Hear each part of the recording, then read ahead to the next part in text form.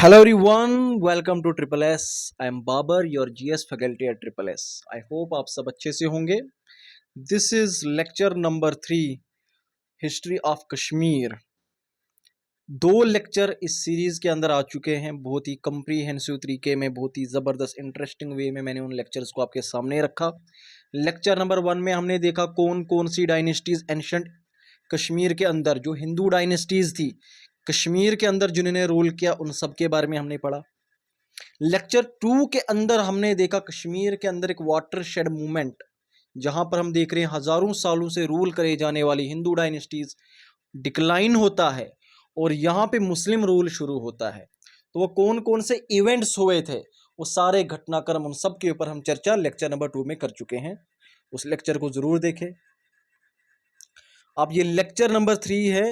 अब कश्मीर के अंदर आपकी 40th सेंचुरी के बाद, 40th सेंचुरी शुरू हो चुकी है, मुस्लिम रूल कश्मीर वैली के अंदर शुरू हो चुका है. ओके, तो इसी मुस्लिम रूल के अंदर अलग अलग डायनेस्टीज, अलग अलग अंपायर्स आए, उनके बारे में हम इस एक लेक्चर के अंदर करेंगे. ऑलराइट, तो मुस्लिम रूल कश्मीर के अंदर जो प्रॉपर तरीके से शुरू हुआ था वो आपकी शाहमीर डायनेस्टी ने शुरू किया था. ओके, तो पहली डायनेस्टी आती है आपकी शाहमीरी डायनेस्टी 1339 से लेकर 1561. अब ये डेट्स एग्ज़ाम के अंदर तो बहुत रेयरली पूछी जाती है, लगभग ना के बराबर, लेकिन जो भी बुक्स हैं अलग अलग सोर्सेज में अलग अलग डेट्स दी हुई होती हैं. हिस्ट्री की डेट्स पर्टिकुलरली आपकी एंशिएंट में तो बहुत ज़्यादा और मेडिवल में काफ़ी ज़्यादा डेविएशन हमें देखने को मिलती हैं. कहीं पे 1220 होगा तो कहीं पे 1225 होगा तो कहीं पे 1215 होगा. आई बात समझ? तो इसलिए ये अगर आपने किसी बुक में पढ़ा होगा 1339 नहीं 1335 था या 1340 था, 42 था, तो उस चीज़ को भुला दो. यहाँ पे जो पढ़ा रहा हूँ उस चीज़ को ध्यान में रखो. ओके, ये डेट्स ऊपर नीचे होती रहती हैं. सबसे पहले मुस्लिम रूल के अंदर आपकी शाहमीर डायनेस्टी, आपके शाहमीर साहब उसको इस्टेब्लिश करते हैं. उसके बाद आपकी चक डायनेस्टी यहाँ पर आ जाएगी आपकी मिड 16th सेंचुरी के अंदर. ज़्यादा लंबा टाइम पीरियड इसका नहीं होता है. और उसके बाद आपके मुगल्स आते हैं यहाँ पे 1586 के अंदर. ओके, देखेंगे इसको क्या क्या हुआ है यहाँ पे. फिर उसके बाद आपका अफगान रूल कश्मीर में शुरू होता है. तो ये जो टाइम पीरियड है आपका, जहाँ पे शाहमीर डायनेस्टी 1339 के अंदर इस्टेब्लिश होती है और 1819 में फिर जब यहाँ पे सिख रूल शुरू होता है, ये टाइम पीरियड इसको कहा जाता है मुस्लिम रूल इन कश्मीर. आपकी कश्मीर वैली के अंदर मुस्लिम रूल चल रहा था. ओके, तो सबसे पहले हम देखते हैं शाहमीर डायनेस्टी के बारे में. तो लास्ट लेक्चर में हमने देखा था कि किस तरह से आपकी कोटा रानी और शाहमीर साहब के बीच में कुछ अनबन हो गई. शाहमीर ने अटैक कर दिया कोटा रानी के ऊपर और फिर यहाँ पे शाहमीर डायनेस्टी की बुनियाद रख दी. तो इसलिए आपकी जो डायनेस्टी है शाहमीर डायनेस्टी, उसके फाउंडर कौन है? तो उसके फाउंडर है भाई साहब आपके शाहमीर. और इनको बताया जाता है रियल फाउंडर ऑफ सल्तनेट इन कश्मीर या real founder of Muslim rule in Kashmir. अब इनसे पहले जो फर्स्ट रूलर थे, first Muslim ruler of Kashmir, वो तो सुल्तान सदरुद्दीन आपके रिंचन साहब हैं. लेकिन क्योंकि उसके बाद भी हम कहते हैं जब उनकी डेथ हुई थी, उसके बाद यहाँ पे फिर से हिंदू रूलर जो है वो तख्त पे बैठे थे, उदयदेव, जिनको बुलाया गया था कोटा रानी के दोबारा, शाहमीर के दोबारा बुलाया गया था. तो फिर उसके बाद फाइनल जो रूल मुस्लिम रूल यहाँ पे शुरू हुआ है वो शाहमीर के बाद मुस्लिम रूल यहाँ पे शुरू हुआ है. ओके, इसलिए इनको बताया जाता है रियल फाउंडर. बट अगर आपसे ये पूछा जाएगा फर्स्ट मुस्लिम रूलर, तो वो आप रिंचन के साथ ही जाओगे, सुल्तान सदरुद्दीन के साथ ही जाओगे. ओके, तो फर्स्ट मुस्लिम रूलर कौन रहेगा? आपका रिंचन रहेगा, सुल्तान सदरुद्दीन. तो शाहमीर जब ये बादशाह बन जाते हैं, सुल्तान बन जाते हैं, तो ये नाम रखते सुल्तान शमसुद्दीन. आई बात समझ? जिस तरह से रिंचन ने अपना नाम रखा था सुल्तान सदरुद्दीन, इन्होंने नाम रखा सुल्तान शमसुद्दीन. अब क्योंकि रिंचन के अच्छे दोस्त थे, मैंने कल भी बताया था, तो जब रिंचन की डेथ हो जाती है उसके बाद यहाँ पे शाहमीर डायनेस्टी स्टेब्लिश हो जाती है. तो यहाँ पे शाहमीर जब रूलर बनते हैं तो ये 1320 की डेट पकड़ते हैं उस साल जिस साल रिंचन मुसलमान बने थे, तो यहाँ से कश्मीर का कैलेंडर आगे शुरू करते हैं। जिस तरह साका कैलेंडर के बारे में आपने सुना होगा, कनिष्का उन्होंने 78 AD को साका ईरा वहाँ से शुरू किया था। अपना अपना टाइम पीरियड होता है ना, जिस तरह से हम जो है आज हम जो कैलेंडर फॉलो करते हैं उसमें हम क्या काम करते हैं कि the birth of Jesus Christ, आज अगर हम कहते हैं 2024 है, 2024 AD, इसका मतलब क्या है कि जो जीसस क्राइस्ट थे उनको कितने साल पहले वो थे, वो 2024 साल पहले आए थे। इसका ये मतलब होता है, आई बात समझ। तो कोई ना कोई रेफरेंस लेते हो। तो इन्होंने कश्मीर में जो कैलेंडर शुरू किया वो 1320 से आगे शुरू किया। कि कश्मीर का कैलेंडर कब से शुरू होगा, जिस साल आपके रिंचन साहब जो है वो मुसलमान बने थे। इस्लामिक कैलेंडर देखो, हिजरी कैलेंडर वो कब से शुरू होता है, ठीक है ना, वो शुरू होता है जब प्रॉफिट मोहम्मद ने मक्का से मदीना उन्होंने हिजरत की थी। तो इस तरह से कोई ना कोई इंपॉर्टेंट इवेंट हुआ होता है, उस इवेंट को लेकर जो है फिर आगे उसके ऊपर कैलेंडर चलाया जाता है। तो इन्होंने भी ये कैलेंडर शुरू किया था, कश्मीरी साना, कश्मीरी ईरा इसको कहते हैं। ओके, फिर इनके कमांडर कौन बने, आपके लनकर चक। तो लनकर चक भी जो है ये भी इनके साथ ही आए थे जब मैंने पढ़ाया था। ये 4 लोग थे, शाहमीर थे, रिंचन थे, लनकर चक थे। लनकर चक आपके स्वात से आए थे, दर्द थे ये, ठीक है ना, दर्दिस्तान रीजन, स्वात वैली पाकिस्तान से आए थे। तो इनको जो है अपना आर्मी कमांडर बनाते हैं आपके शाहमीर। जब शाहमीर की डेथ होती है तो उनका लड़का आता है जमशेद, ठीक है। कुछ महीनों का इनका रूल रहता है और उसके बाद अलाउद्दीन आते हैं। और अलाउद्दीन के बाद जो नेक्स्ट इंपॉर्टेंट रूलर आते हैं वो आते हैं सुल्तान शहाबुद्दीन, ठीक है। सुल्तान शहाबुद्दीन जो है इन्होंने एक्सपेंशनरी पॉलिसी अडॉप्ट की थी। कौन सी, मॉनेटरी पॉलिसी या फिजिकल पॉलिसी नहीं, एक्सपेंशनरी पॉलिसी। यहाँ पे कंक्विस्ट, अपने एम्पायर को फैलाना शुरू किया था, ओके, विस्तार करना शुरू किया था, बाउंड्रीज को इंक्रीज किया था। तो इसलिए इनको ललता द्वितीय ऑफ मेडिवल कश्मीर कहा जाता है। कारकोटा डायनेस्टी के अंदर ललता द्वितीय के बारे में जो पढ़ा था हमने, कि ललता द्वितीय जो है उन्होंने किस तरह से अपने एम्पायर को फैलाया था, समंद्रगुप्त ऑफ कश्मीर। इसी तरह से आपके शहाबुद्दीन ने भी फैलाया था, सिंध को हराया, अफगानियों को हराया, काबुल जीत लिया, गजनी जीत लिया, कहांदार, स्वात, गिलगिट, मुल्तान, ये सारे जीत लिए। 2 इंपॉर्टेंट मिनिस्टर से, हिंदू मिनिस्टर, कोटा भट्ट, भट्ट आप समझते हो ना, हमारे भट्ट, बाबर भट्ट। तो ये भट्ट जो है कश्मीरी पंडित के साथ आगे लगाया जाता, जो लर्नड कश्मीरी पंडित होते हैं वो अपने नाम के आगे, बेसिकली कास्ट कह सकते हो आप, है भट्ट, ठीक है। तो दूसरे थे आपके उदयश्री, दे वर वेरी लर्नड पीपल। तो इन्होंने इनको अपना मिनिस्टर बनाया था, कोटा भट्ट और उदयश्री को, फाइन। फिर उसके बाद शहाबुद्दीन ने शादीपुर जो आज का है कश्मीर के अंदर, उसको शहाबुद्दीन पूरा नाम से ये टाउन बनाया था इन्होंने।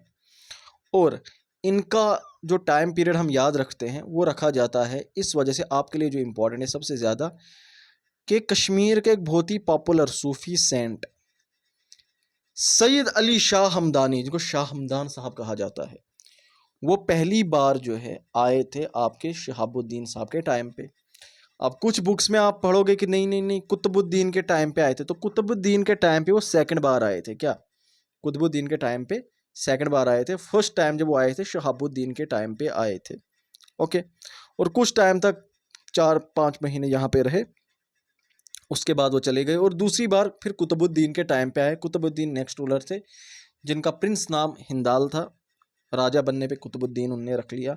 और जब ये दूसरी बार आए थे, ये अपने साथ लगभग 700 मिशनरीज को लेकर आए थे, 700 सैयद लर्नड इस्लामिक पीपल, जिनको इस्लाम का नॉलेज होता है, मौलवी कह सकते हो इन शॉर्ट, उनको अपने साथ लेकर आए थे ताकि वैली के अंदर जो है हम इस्लाम को और ज़्यादा फैलाएं। मिशनरीज बेसिकली ये इसी मिशन पे होते हैं कि इस्लाम को फैलाना है, ओके। और इनकी जो थर्ड विजिट थी वो लगभग 1 साल तक ये रहे 1383 के अंदर। बाद में 1385 के अंदर इनकी वफात हो जाती है, सवात कुज नाम की जगह है सवात के अंदर, वहाँ पे एट द एज ऑफ 71। फिर हम देखते हैं नेक्स्ट रूलर आते हैं सुल्तान Sikandar, very important ruler, known for his tyranny, his religious policy। तो कुतुबुद्दीन के बाद उनके बेटे आते सुल्तान सिकंदर।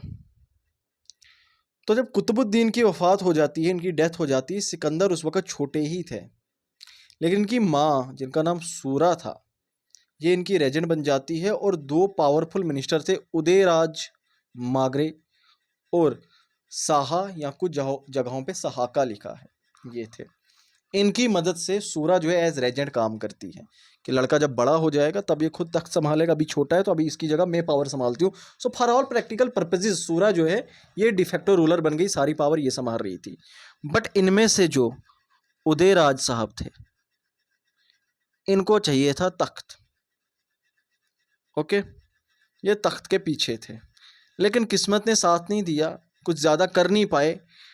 1393 के अंदर सिकंदर साहब बड़े हो गए, इन्होंने सारा पावर अपने हाथ में लिया और राई मागरे को भी यहाँ से भगा दिया। ठीक है, फिर उसके बाद ये चीफ मिनिस्टर बनाते हैं। चीफ मिनिस्टर का नाम था सुहा भट्ट, कुछ जगहों पे सैफुद्दीन लिखा है। इनको अपना चीफ मिनिस्टर बनाते हैं। और जम्मू के एक रूलर थे, पूरा का पूरा जम्मू का पालदेव जो थे, इनको हराया था। ठीक है, जम्मू का एक एरिया था तो उसको हराया था, तो ये पालदेव थे, इनको हराया था। ओके, और इन्होंने जो है गंधारा को भी अपने कंट्रोल में लिया था, नॉर्थ वेस्टर्न एरिया गंधारा को अपने कंट्रोल में लिया। और यहाँ पे इस एरिया का जो चीफ था, उनकी डॉटर का नाम, लड़की का नाम था मीरा, कुछ जगहों पे मीराज लिखा है, तो मीरा या मीराज के साथ इन्होंने शादी कर ली। और यही मीरा जो है या मीराज जो है, इनके साथ शादी करके जो लड़का पैदा हुआ, उस लड़के का नाम है ग्रेट सुल्तान जैनुल आबदीन। तो सुल्तान जैनुल आबदीन साहब जो है इनसे ही पैदा हुए हैं। सुल्तान सिकंदर के बारे में एक और इम्पॉर्टेंट बात कि जम्मू में माल डायनेस्टी रूल कर रही थी, पीछे भी पढ़ाया था मैंने, सुहादेव के टाइम पे भी, जब रिंचन भी थे उस वक्त भी यहाँ पे जम्मू में जो थे जोधदेव रूल कर रहे थे। देव डायनेस्टी का हल्ला अच्छा खासा बोलबाला था जम्मू के अंदर। तो उसी के एक और important ruler Maldev, very great ruler, ठीक है ना, बहुत जो देव डायनेस्टी के महान राजा हैं, देव डायनेस्टी के, उनमें इनका नाम आता है मालदेव, ध्रुवदेव, ये बड़े बड़े राजा रह चुके हैं। तो राजा मालदेव के कंटेम्प्रेरी थे, यानी जम्मू में मालदेव थे और कश्मीर में आपके सुल्तान सिकंदर थे। अब सुल्तान सिकंदर को उनकी टायरेंट और रिलीजियस पॉलिसी की वजह से जाना जाता है कि जो हिंदू सब्जेक्ट्स थे ना, नॉन मुस्लिम्स, उनके लिए काफ़ी ज़्यादा ये जालिम थे, इसीलिए इनको बताया जाता औरंगजेब ऑफ कश्मीर। तो जिस तरह से आप देखोगे 17वीं सेंचुरी के अंदर मुगल अंपायर के अंदर औरंगजेब आते हैं, 1707 के अंदर उनकी डेथ हो जाती है। फिर तो जिस तरह की उनकी रिलीजियस पॉलिसीज थी, वो स्ट्रिक्ट शरिया, इस्लामिक शरिया को इन्फोर्स किया जाता था उनके द्वारा, वैसे ही यहाँ पे सुल्तान सिकंदर की थी। इनको बताया जाता बुत शिकन, बुत का मतलब होता आइडल, शिकन तोड़ने वाला, आइडल ब्रेकर, क्योंकि मंदिरों को तोड़वाया था, जहाँ पे भी मूर्ति मिलती थी उसको तोड़वा देते थे, कहीं पे भी कोई मूर्ति नहीं होनी चाहिए। ठीक है, काफ़ी ज़्यादा जो है आप कह सकते हैं एक extremist form of Islamic ideology को फॉलो करने वाले थे। तो जामा मस्जिद इन्होंने बनाई कश्मीर के अंदर, खानकाए मौला शाह हमदान साहब का जो टॉम्ब है उसको भी बनवाया। And he is the first सुल्तान जिन्होंने इस्लामिक लॉ शरिया उसको स्ट्रिक्टली इन्फोर्स करवाया था। शराब बंद, बाकी जो भी इंटॉक्सिकेंट्स है सब बंद, गाना बजाना बंद, कोई भी बैंड बाजा ढोल धमाकी कुछ भी नहीं, सब कुछ बंद। और इन्होंने एक दफ्तर खुलवाया, शेखुल इस्लाम, और इस दफ्तर का काम ये था कि देखना है कि जो इस्लामिक लॉज हमने इम्प्लीमेंट करवाए वो प्रॉपर तरीके से इम्प्लीमेंट हुए हैं, काम कर रहे हैं या नहीं कर रहे। ओके, सत्ती सिस्टम एबॉलिश करवा दिया, जिजिया शुरू कर दिया, तिलक लगाना ये भी एबॉलिश करवा दिया। ओके, और कहा जाता है इनके ऊपर जो इन्फ्लुएंस था वो किसका था, शाह हमदान साहब के लड़के थे मोहम्मद हमदानी, सैयद मोहम्मद हमदानी उनका। और जो सूहा भट्ट थे ना, अभी मैंने कहा था इनके जो चीफ मिनिस्टर थे सूहा भट्ट, सूहा भट्ट मुसलमान बन जाते हैं और वो अपना नाम सैफुद्दीन रख लेते हैं, तो उनको कन्वर्ट करवाया, उनका नाम सैफुद्दीन रख लिया। आई बात समझ, ये चल रहा है कुछ। फिर उसके बाद और क्या क्या इवेंट होते हैं जो हमारे लिए इम्पोर्टेंट है, तो तैमूर के बारे में आप मेडिवल इंडिया के अंदर पढ़ोगे। Taimur the lame, he was a foreign invader जिन्होंने इंडिया के ऊपर अटैक किया था। तो तैमूर जो थे कश्मीर में भी अटैक करना चाहते थे, but Sultan Sikandar he was a very diplomatic person, इन्होंने काफ़ी अच्छे रिलेशन तैमूर के साथ बनाए। ओके, तो तैमूर जो है वो काफ़ी ज़्यादा खुश हुआ इनकी हॉस्पिटैलिटी की वजह से। तो इसलिए कश्मीर जो है उस टाइम पे तैमूर के इन्वेजन से सेफ रहा। ओके, उसके अलावा जो है कुछ टैक्सेस हुआ करते थे जो हॉर्स को सिल्कन क्लॉथ वगैरह इन चीज़ों के ऊपर लगाए जाते थे। बाग बाग एंड तमगा ये नाम के टैक्स पुराने रूलर्स लगाया करते थे। इन टैक्सेस को एबॉलिश कर दिया गया कि अगर कोई घोड़े रखता है, किसी के पास जानवर है, सिल्कन क्लॉथ सिल्क रेशम के कपड़े अगर कोई बेचता है तो उन लोगों के ऊपर टैक्स लगाया जाता था। बेसिकली आप कह सकते हो जो ट्रेडर्स थे उनके ऊपर टैक्स लगता था, वो टैक्स जो है वो हटा दिया गया।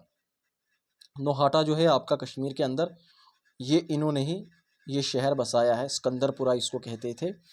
1413 के अंदर इनकी भी डेथ हो जाती है। तो इनका जो सबसे बड़ा लड़का था मीर खान, ठीक है ना, उन्होंने अपना नाम रखा अली शाह, वो बन जाते हैं राजा। बड़ा लड़का मीर खान, उन्होंने नाम रखा अली शाह, राजा बन गए।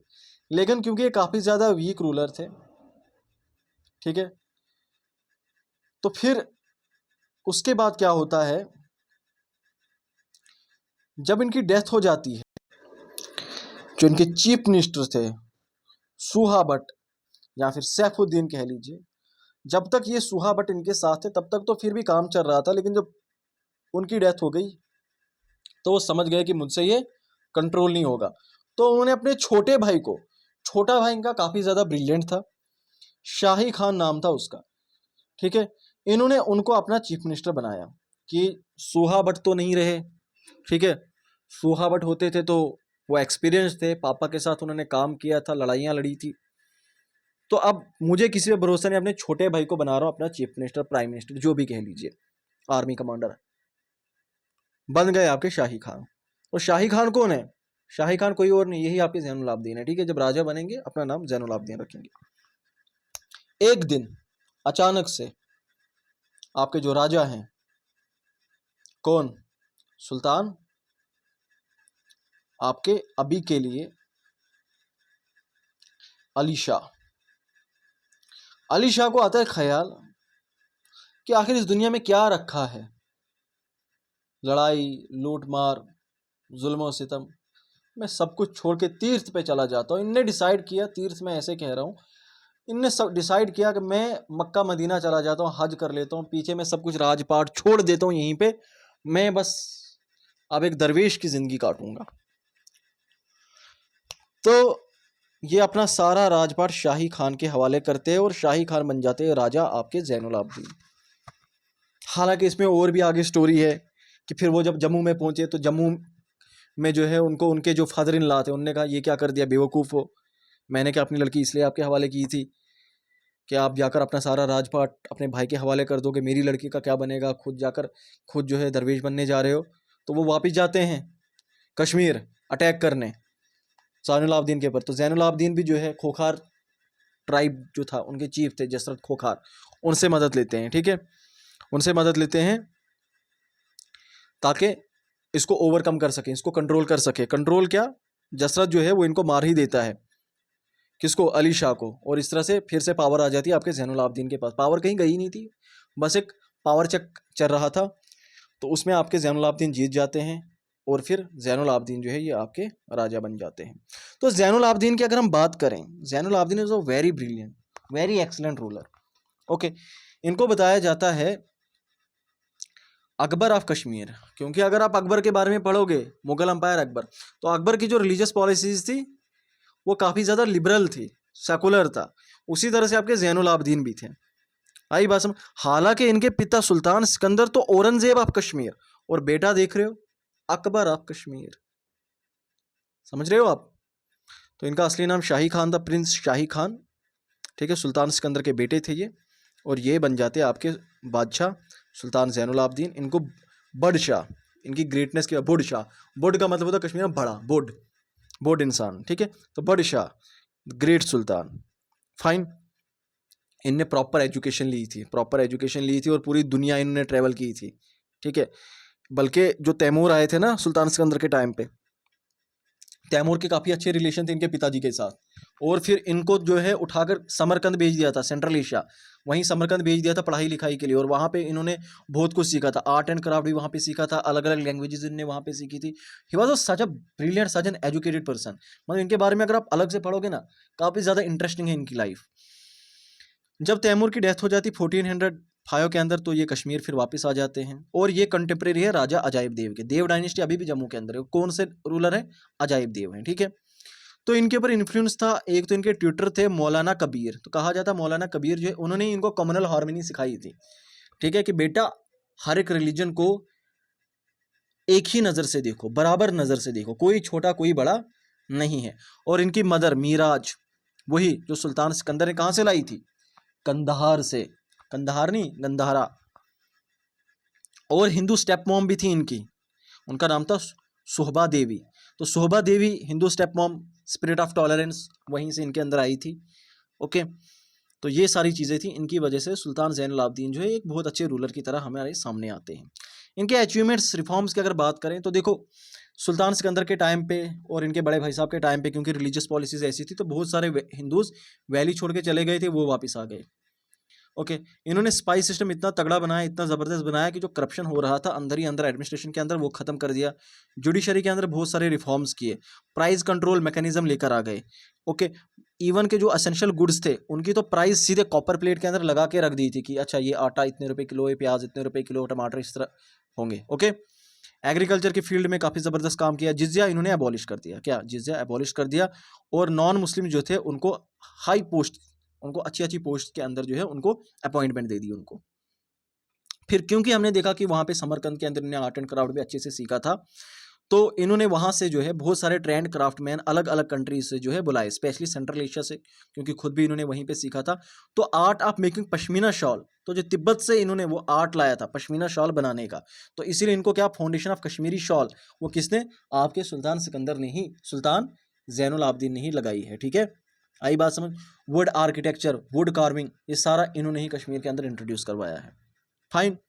तो आर्ट एंड लिटरेचर की अगर हम बात करें, क्या क्या आर्ट था? आर्ट, एक तो art of manufacturing gun powder, fire work, ये सारा लेकर आए थे समरकंद, सारा कुछ सीखा था इन्होंने। इवन के इनके कोर्ट पोइट थे मुल्ला अहमद, तो मुल्ला अहमद के ही टाइम पे आपका जो सेकंड पार्ट था ना राजतरंगिणी का, वो लिखा गया था जोना राजा के दोबारा। जोना राजा कौन थे? राइटर थे जिनने सेकंड पार्ट राजतरंगिणी का लिखा था। ओके, कोर्ट पोइट थे मुल्ला अहमद। फाइन। तो मुल्ला अहमद ने जो है इन्होंने भी ज़बरदस्त काम किया है। महाभारत, दस अवतार, राजतरंगिणी, इनको पर्शियन में ट्रांसलेशन किया। हमने पढ़ा था ना कि मुल्ला अहमद ने जो है पर्शियन में ट्रांसलेशन की है राजतरंगिणी की। ओके, तो मुल्ला अहमद कौन थे? ये कोर्ट पोइट थे इनके, ठीक है। फिर उसके बाद जो है बायोग्राफी, जैन चरित, ये पंडित नथुराम ने लिखी है। जैन प्रकाश, ये लिखी गई है यदा भाटा, यदा भाटा, ठीक है, योदा भाटा, योदा भाटा के लिए यदा भाटा उन्होंने लिखी है, ठीक है। और कश्मीरी, जो कश्मीरी लैंग्वेज है as a medium of teaching इन्होंने इंट्रोड्यूस की थी। पूरा का पूरा ट्रांसलेशन का ब्यूरो ही खोला था, जहाँ पर अलग अलग स्क्रिप्चर्स को, अलग अलग बुक्स को ट्रांसलेट किया जाता था दूसरी लैंग्वेजेस के अंदर। फाइन। और उसके अलावा क्या काम किया इन्होंने? पहला वुडन ब्रिज झीलम के ऊपर, जैन कदल जिसको बोलते हैं, ये इन्होंने बनाया था। आर्टिफिशियल आइलैंड सोनलंक डल लेक के ऊपर, रूपलंक डल लेक के ऊपर, जैनलंक वुलर लेक के ऊपर बनाया था। ओके, नया टोन जैनपुर, जैनकोट, जैन नगरी, न्यू शहर, जो जैन नगर है, न्यू शहर, वो बनाया था। तो ये आइलैंड है आपके सोनलंक है, रूपलंक है, दो फेमस आइलैंड है। ये जो बोट डल है ना आपके, डल लेक को अगर आपने पढ़ा होगा, उसकी आपने उसके बेसिन को पढ़ा होगा, तो वो अलग अलग एरियाज में डिवाइडेड है, ठीक है, अलग अलग एरियाज में डिवाइडेड है। लोकुट डल, बोट डल, घाघरीबल, ओके, उनमें डिवाइडेड है। उनमें जो आपका रूपलंक वाला जो आइलैंड है, जिसको सिल्वर आइलैंड भी कहते हैं, वो लोकुट डल के ऊपर है। और चारों कोनों पे क्या है? उसको ये है, चिनार है, इस तरह से ये चार चिनार दिखाई दे रहे हैं, चार चिनार, इसीलिए इसको चार चिनारी कहा जाता है। ओके, फिर उसके बाद हम देखते हैं 1470 के अंदर सुल्तान ज़ैनुल आबिदीन साहब, इनकी भी डेथ हो जाती है। उसके बाद आते हैं हबीब शाह। हबीब शाह लास्ट रूलर है शाहमीर डायनेस्टी के। इनको जो है गाजी शाह चक, गाजी चक जो है, गाजी चक इनके मिलिट्री कमांडर थे। ये तख्त से हटाते और यहाँ पे चक डायनेस्टी आ जाती है। अब ये गाजी चक कौन थे? लनकर चक याद करो, जिसको शाहमीर ने अपनी डायनेस्टी का, अपने अंपायर का आर्मी कमांडर बनाया था, उसी की नस्ल का आगे है। तो पीछे जो दादाजी थे उन्होंने डायनेस्टी को बसाने में मदद की थी और इन्होंने डायनेस्टी को ही उखाड़ दिया। आ गए आपके चक्स, वैली के अंदर आ गए चक्स। अब इनका रूल चलेगा 61 से लेकर 86 तक। ज़्यादा लंबा रूल नहीं चलेगा। कितने साल का है? 20-23 साल का है ना, 20-22 साल का रूल रहता है। ओके, तो लंकर चक के बारे में मैंने पहले कहा था, ये आया था सुहादेव के टाइम पे आए थे और ये चक जो है काफ़ी ज़्यादा इन्फ्लुएंशियल बने थे मंगोल इन्वेजन के बाद। ठीक है, जब यहाँ से जुलूचा जो है वो चले गए थे, रिंचन ने पावर संभाली थी। ओके, और उन्होंने उसके बाद जो है शाहमी डायनेस्टी जब यहाँ पर इस्टेब्लिश हुई थी, तो शाहमी डायनेस्टी इस्टेब्लिश होने के बाद जो है लंकर चक को मीर बख्शी बनाया था आपके शाहमीर ने। ठीक है, आर्मी कमांडर बनाया था। ओके, और फिर इसी तरह से क्योंकि ये सारे चक जो है वहाँ पर दरबार के अंदर काफ़ी ज़्यादा पावरफुल होते जा रहे थे, तो इन्हीं में से एक जो थे आपके ये थे गाजी चक, जो आर्मी कमांडर थे। इन्होंने हबीब शाह को तख्त से हटा दिया और यहाँ पे चक डायनेस्टी बन गई। तो चक डायनेस्टी के फाउंडर कौन से? आपके गाजी शाह चक। तो चक कहाँ के थे? याद करो, कहाँ से आए थे? आपके स्वात से आए थे। ठीक है ना, तो ओरिजिनली दर्दिस्तान का रीजन है, गिलगिट हुंजा एरिया के अंदर, वहाँ पे। तो ये शाहमीर के टाइम पे यहाँ सेटल हुए थे। ये शिया थे बेसिकली। इस्लाम के अंदर दो बड़े सेक्ट्स हैं, एक है सुन्नी, दूसरा है शिया। तो ये कौन से थे? ये आपके शिया थे। तो उसके बाद जो है ये पहली शिया डायनेस्टी बनती है कश्मीर के अंदर। तो बाबर ने भी अटैक करने की कोशिश की, हुमायूं ने भी अटैक करने की कोशिश की, कश्मीर को लेने की कोशिश की, लेकिन इन्होंने नहीं रहने दिया। हुसैन शाह चक एक और रूलर आते हैं इस डायनेस्टी के आगे। उनके टाइम पे सेक्टेरियन कन्फ्लिक्ट कश्मीर में शुरू हुआ, क्योंकि मेजोरिटी में जो सब्जेक्ट थे, जो लोग थे, वो सुन्नी थे, सुन्नी रिलीजन को फॉलो करते थे, और दूसरे जो थे ये शिया रिलीजन को फॉलो करने वाले रूलर जो थे वो शिया रिलीजन को फॉलो करने वाले थे। तो ऑब्वियसली आपस में वो टकरार तो होनी थी, तो वो टकरार हो गई। आई बात समझ? फिर उसके बाद क्या होता है, जो रूलर थे फादर ऑफ यूसुफ शाह आगे आएंगे, उनका नाम था अली शाह। उन्होंने इस कन्फ्लिक्ट को रिजॉल्व करने की कोशिश की और इनके टाइम पे जो है किश्तवाड़ जो है, किश्तवाड़ एक इंडिपेंडेंट एरिया की तरह जो है, छोटा सा किंगडम जैसा आप कह सकते हो, वो काम करने लग गया था। ठीक है, तो अली शाह ने जो है कोशिश की थी, ताकि नेक्स्ट रूलर आपके अली शाह ही आए थे, उन्होंने कोशिश की कि सेक्टेरियन कॉन्फ्लिक्ट को रिजॉल्व किया जाए, लेकिन बाद में हम देखते हैं अली शाह जो है पोलो खेलते हुए इनकी डेथ हो जाती है। आई बात समझ? तो गाजी शाह चक, हुसैन चक, अली चक। अब आ जाएंगे आपके यूसुफ शाह चक। तो इनके फादर अली शाह चक, जो अभी हमने देखा पोलो खेलते हुए जिनकी डेथ हुई। यूसुफ शाह चक के बारे में सबसे फेमस चीज़ क्या है, इनकी वाइफ का नाम था हब्बा खातून, जिनको जूनी, ये जूमी लिखा है, एम नहीं है, एन है, ZWN है, जूनी। उनका असली नाम जूनी था। ठीक है, तो बाद में उनको एक बाबा जी थे, एक सूफी थे, सेंट थे, उन्होंने हब खातून नाम रखा था।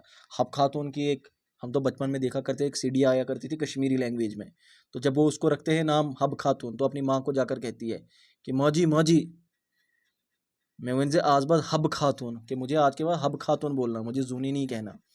ओके, तो नाइटिंगेल ऑफ कश्मीर, आवाज़ इनकी इतनी ज़्यादा मीठी थी, इन्होंने गुलमर्ग और सोनमर्ग को काफ़ी ज़्यादा डेवलप किया एक हॉलीडे रिजोर्ट की तरह। फिर देखते अकबर साहब आए, अकबर ने अटैक किया, सबसे पहले राजा भगवान दास के अंदर अटैक किया, इनको जेल में डाला, और कहाँ? बिस्वाक जेल, बिहार के अंदर पहुंचा दिया।